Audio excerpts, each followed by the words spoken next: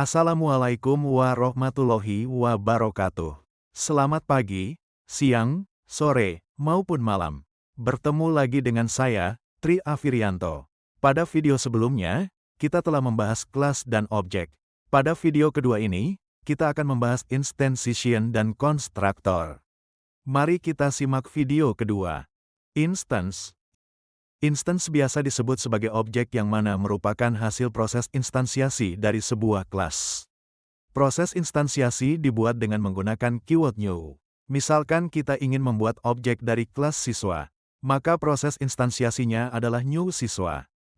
Dalam penulisan sintaknya dapat dipisahkan antara proses deklarasi dengan instansiasinya, atau langsung ditulis dalam satu baris.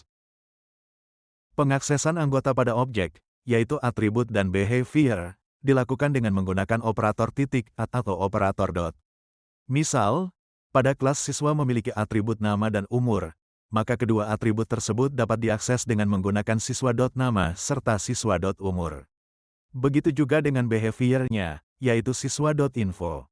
Lingkup atau skop dari variabel dibagi menjadi dua, yaitu global variabel dan lokal variabel. Global variabel merupakan variabel atau atribut yang dideklarasikan pada suatu kelas. Variabel ini dapat diakses dari dalam kelas saja atau seluruh kelas, tergantung dari akses modifier yang diberikan. Lokal variabel merupakan variabel atau atribut yang dideklarasikan di dalam suatu metode. Variabel ini hanya dapat diakses di dalam metode atau suatu blok, misal blok selection atau looping. Apabila global variabel dan lokal variabel memiliki nama yang sama, maka lokal variabel secara default digunakan sebagai referensi.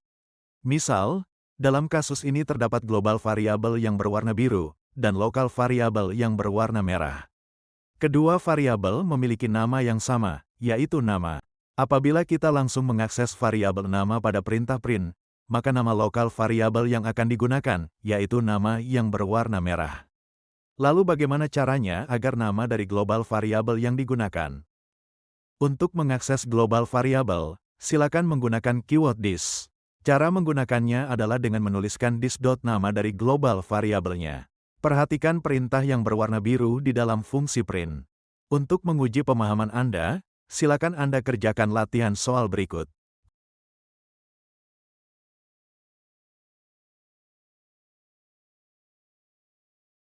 Konstruktor. Konstruktor merupakan suatu metode spesial yang mempunyai nama sama dengan nama kelasnya. Konstruktor tidak memiliki return type. Berikut sintaksis dalam pembuatan konstruktor, yaitu terdiri dari modifier, konstruktor name, dan parameter. Layaknya metode pada umumnya, di dalam konstruktor juga memiliki beberapa statement.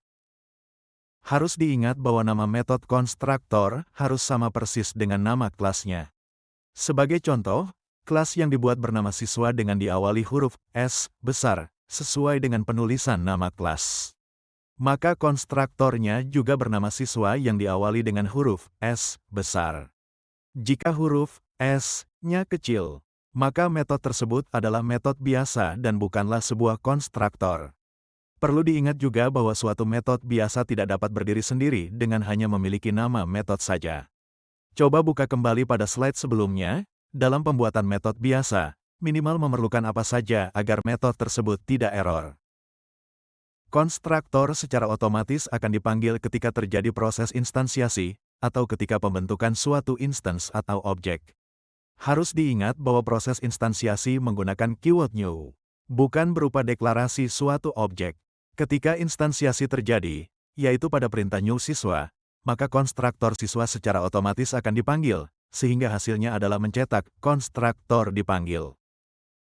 Konstruktor sangat berguna untuk menginisialisasi atau memberikan nilai awal pada suatu variabel kelas atau atribut. Sebagai contoh, ketika terjadi instansiasi dengan perintah new siswa, konstruktor akan dipanggil secara otomatis.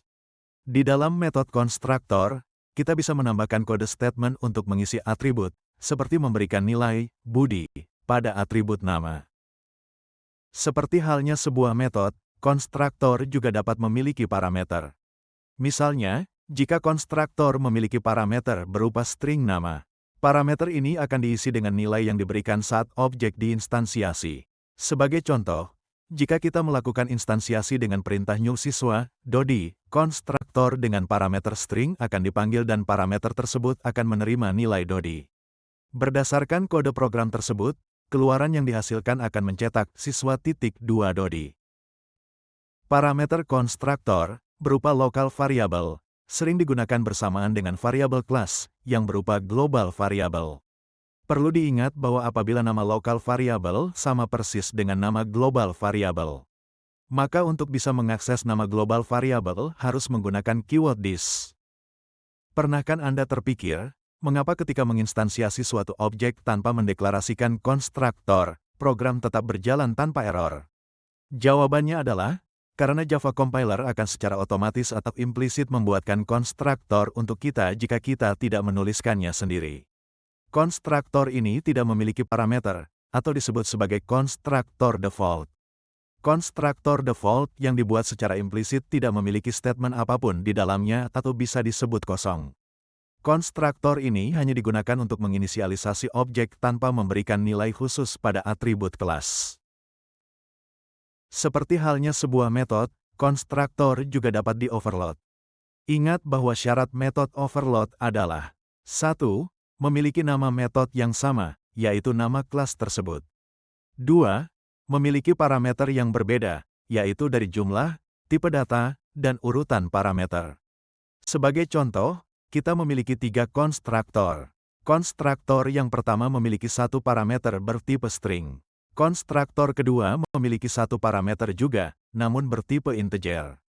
Dan konstruktor yang ketiga memiliki 2 parameter, yaitu string dan integer. Ketiga konstruktor ini dapat dipanggil dengan cara instansiasi objek yang berbeda-beda. Misal pada siswa 1, objek diinstansiasi dengan satu argumen string, yaitu Dodi. Pada siswa 2, objek diinstansiasi dengan satu argumen integer. Dan pada siswa 3, objek diinstansiasi dengan 2 argumen, yaitu string dan integer. Pada siswa error, juga melakukan instansiasi, namun hal ini akan menyebabkan error. Mengapa? Karena instansiasi yang dilakukan tidak memiliki argumen, sehingga konstruktor yang dipanggil adalah konstruktor default. Bukankah ketika kita tidak menuliskan konstruktor secara otomatis akan dibuatkan konstruktor default? Jawabannya adalah, ketika kita telah membuat konstruktor di dalam kode program, maka konstruktor default tidak akan dibuatkan secara otomatis oleh Java Compiler. Sehingga, ketika kita memerlukan konstruktor default, kita harus menuliskannya secara manual. Pada kode program yang diberikan, kita tidak mendeklarasikan konstruktor default tersebut. Oleh karena itu, saat program mencoba memanggil konstruktor default yang tidak ada, error pun terjadi. Kesimpulannya, saat kita melakukan konstruktor overloading, kita harus memastikan bahwa setiap konstruktor memiliki parameter yang berbeda, dan jika tidak ada konstruktor default yang dibuat, maka instansiasi tanpa argumen akan menyebabkan error. Statement di dalam konstruktor dapat memanggil konstruktor lainnya dengan menggunakan keyword this. Sebagai contoh, konstruktor pertama memanggil konstruktor ketiga yang memiliki 2 parameter. Pemanggilan konstruktor ketiga dilakukan dengan menggunakan perintah this dalam kurung argumen nama bertipe string, argumen 17 bertipe integer. Begitu juga dengan konstruktor kedua yang memanggil konstruktor ketiga. Pemanggilannya menggunakan perintah this dalam kurung argumen kosong bertipe string, argumen umur bertipe integer. Demikian materi instantiation dan konstruktor yang kedua. Silakan simak juga materi berikutnya. Terima kasih. Wassalamualaikum warahmatullahi wabarakatuh.